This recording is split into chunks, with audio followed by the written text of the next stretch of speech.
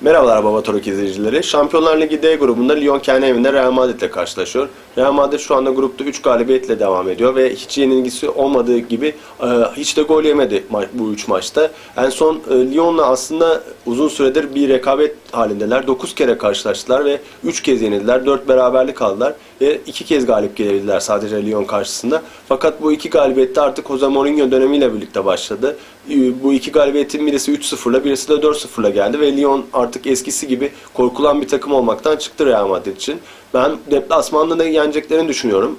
Aslında Real Madrid'in sonuçta Lyon'a karşı olan psikolojik motivasyon ve diğer etkiler nedeniyle Lyon karşısında çok daha arzulu ve istekli çıkıyorlar ve Lyon'u yenerek tamamen bu uzun yıllardır devam eden Lyon sendromunu tarihe gömeceklerdir.